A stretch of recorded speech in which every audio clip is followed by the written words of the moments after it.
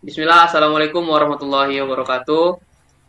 Perkenalkan kami dari kelompok 2 yang beranggotakan Dinda Sudita Maulina, saya sendiri Duyuda selaku MC dan ketua kelompok 2, selanjutnya Verina Nur Anissa, Rizka Radian Syafitri, dan Said Dubawi. Kami akan membawakan materi terkait role based machine translation. Adapun alasan kami kenapa memilih RBMT sendiri dikarenakan dalam perkembangan teknologi, penerjemahan mesin dalam beberapa pendekatan utama telah digunakan, termasuk Rule-Based Machine Translation, atau bisa kita sebut RBMT, Statistical Machine Translation atau SMT, dan Neutral Machine Translation atau NMT yang ada pada saat ini.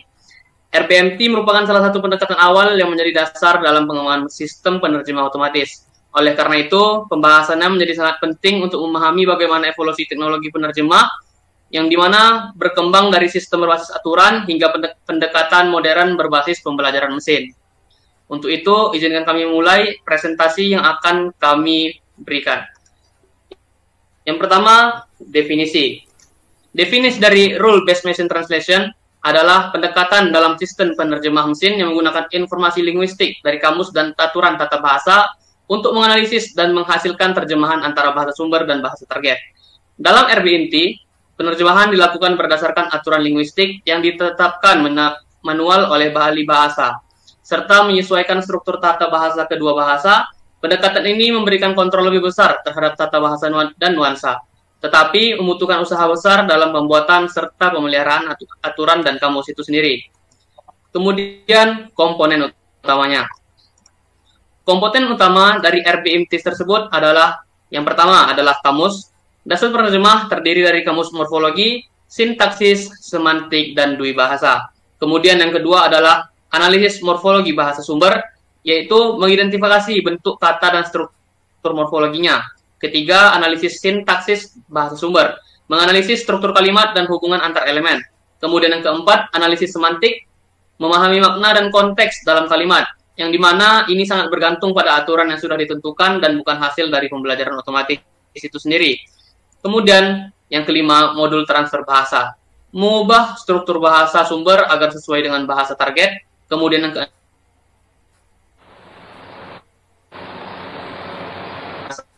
sintaksis dan generasi kalimat bahasa target, yaitu menyusun kalimat yang sesuai dalam bahasa target.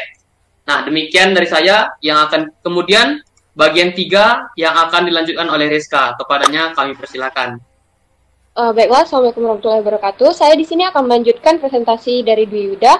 Di sini saya akan membahas tentang perumpamaan mesin penerjemah dengan versi pembuatan suatu produk. Di sini terbagi menjadi 6 tahap ya. Yang pertama yaitu penerimaan bahan baku atau input text. Seperti pabrik yang menerima bahan mentah sebelum diproses, sistem menerima teks dalam bahasa sumber, misalnya bahasa Inggris sebagai bahan awal yang akan diterjemahkan. Langkah yang kedua yaitu analisis morfologi atau mencari bentuk kata. Bahan mentah perlu dipecah menjadi bagian-bagian kecil sebelum diolah lebih lanjut. Begitu juga dalam penerjemahan. Kalimat dipecah menjadi kata-kata, lalu sistem mengidentifikasi apakah itu kata kerja, kata benda, atau kata sifat. Langkah selanjutnya yaitu analisis sintaksis atau struktur kalimat.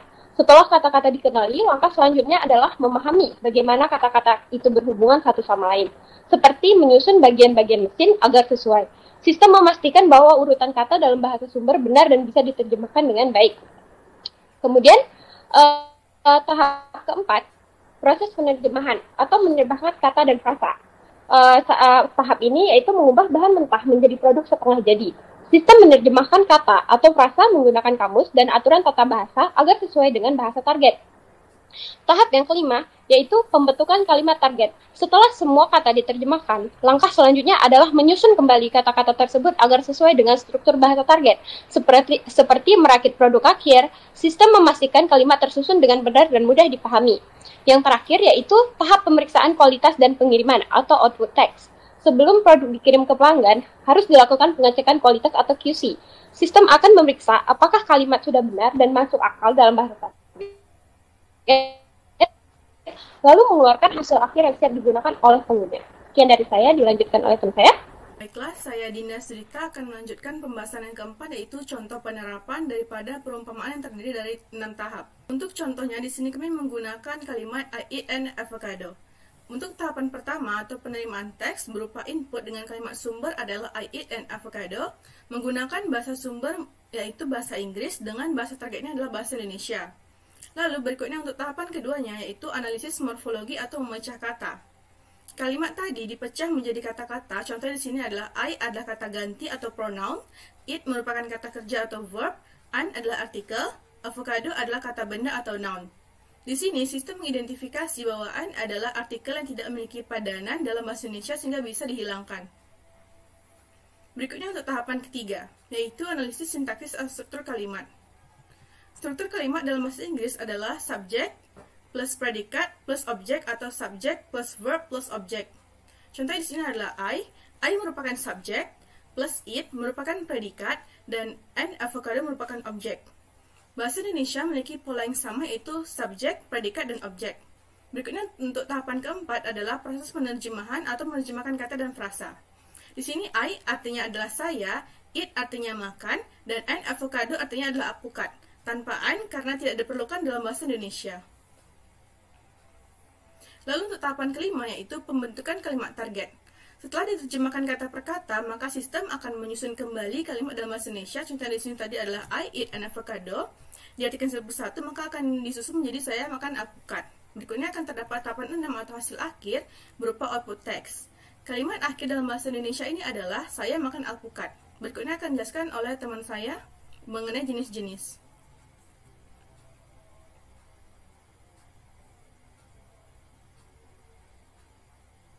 Baiklah, di sini saya akan menjelaskan tentang jenis-jenis rule-based machine translation. Nah, jenis-jenisnya terbagi menjadi 3, yaitu direct machine translation, yang kedua itu ada transfer-based machine atau EBRT, yang ketiga ada indirect machine translation.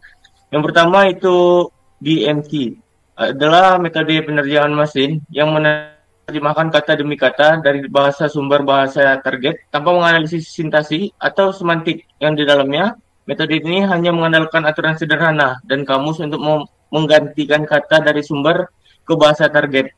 Selanjutnya itu ada TBMT, adalah melakukan analisis morfologi, sintaksis, dan semantik terhadap bahasa sumber sebelumnya diterjemahkan ke dalam bahasa target. Dalam metode ini, teks atau bahasa sumber dianalisis terlebih dahulu, kemudian struktur ditransformasikan dalam format yang sesuai dengan bahasa target, dan disintasi kembali ke teks akhir.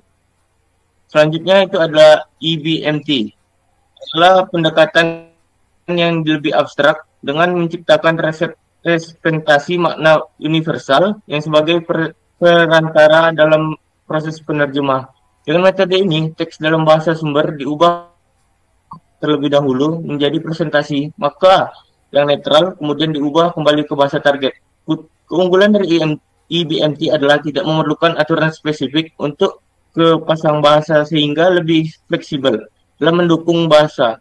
Namun tantangan utamanya adalah merancang intelektual yang mampu menangkap dan memakna akurat secara terap dan secara luas. Selanjutnya akan dijelaskan oleh Verina. Baik, di sini saya akan menjelaskan mengenai kelebihan dan kekurangan dari RBMT. Nah, untuk pertama yaitu mengenai kelebihan RBMT. RBMT ini yang pertama yaitu untuk kelebihannya yaitu kontrol linguistik, di mana RBMT memungkinkan kontrolnya itu lebih besar terhadap aturan dan tata bahasa dan nuansa linguistik. Untuk yang kedua yaitu kemandirian domain. Nah, aturan biasanya itu ditulis secara independen dari domain sehingga dapat diterapkan di berbagai bidang. Dan yang ketiga yaitu tidak memerlukan korpus paralel. Jadi RBMT ini dapat dibuat tanpa data terjemahan sebelumnya. Jadi RBMT ini juga bergantung pada kamus dan aturan. Selanjutnya untuk kekurangan.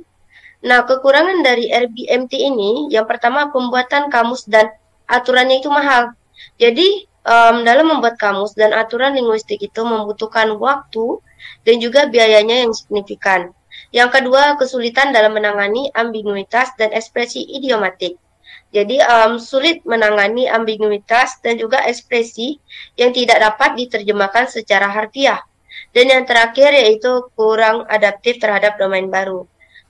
RBMT ini menyesuaikan sistem untuk domain baru, memerlukan pembuatan aturan dan kamus tambahan yang mahal dan memakan waktu. Baik, langsung saja saya kembalikan kepada moderator. Terima kasih kepada Verina dan kawan-kawan semua yang telah mempresentasikan apa-apa yang telah kita diskusikan sebelumnya. Mungkin kita telah sampai pada penghujung presentasi kita. Untuk itu, saya selaku moderator berterima kasih kepada audiens atau siapapun yang mendengar video ini. Kami pamit. Wassalamualaikum warahmatullahi wabarakatuh.